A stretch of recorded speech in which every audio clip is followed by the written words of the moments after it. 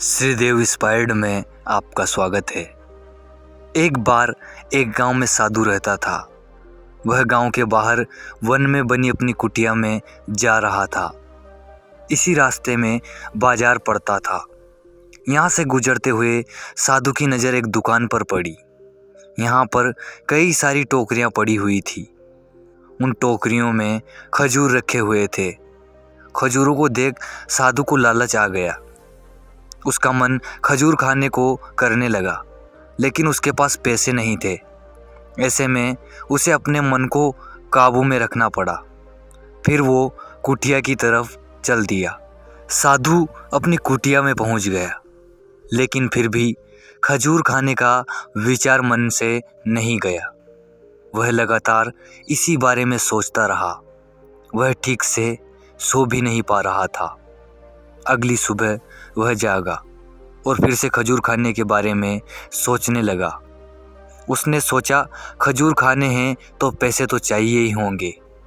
ऐसे में साधु सूखी लकड़ियां बेचकर खजूर खरीदने लायक पैसों को जमा कर पाया। कई लकड़ियों को गट्ठर इकट्ठा करने के बाद वह उन्हें कंधे पर लाद कर बाजार की तरफ चला। वह उन लकड़ियों को बेचने जा रहा था।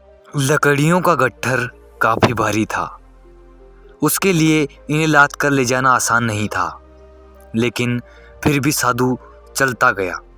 कुछ देर चलने के बाद उसके कंधे में दर्द होने लगा। ऐसे में वो कुछ दूर चलने के बाद आराम करने के लिए रुक गया। आराम करने के बाद वह फिर चलने लगा। वह रुक रुक कर किसी तरह वह लकड़ियों के गट्ठर को बाजार में बेचने के लिए पहुंच गया। वहाँ उसने सारी लकड़ियाँ बेच दी। अब इतने पैसे तो इकट्ठा हो गए थे कि वह खजूर खरीद सके।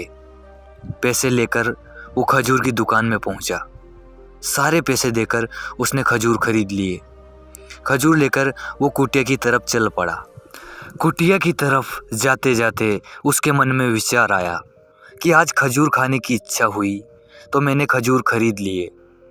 कल किसी और चीज़ की इच्छा होगी, कभी नए कपड़े, कभी नया घर आदि की, तो वो कैसे खरीदेगा।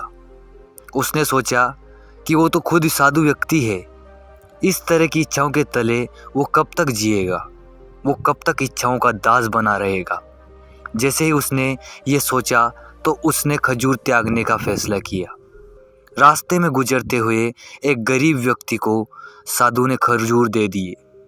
इस तरह वह खुद की इच्छाओं का दास बनने से बच गया। हम सभी को अपनी इच्छाओं पर नियंत्रण पाना चाहिए। अगर ऐसा न किया गया तो व्यक्ति अपनी इच्छाओं का दास बन जाता है। मन काफ़ी चंचल होता है। समय के साथ साथ उसके मन में इच्छाएं उत्पन्न होती रहती हैं। ऐसे में इच्छाओं पर नियंत्रण रखना बेहद आवश्यक है। अगर कोई ज़रूरत बहुत ज़रूरी हो तो उसकी पूर्ति की जानी चाहिए।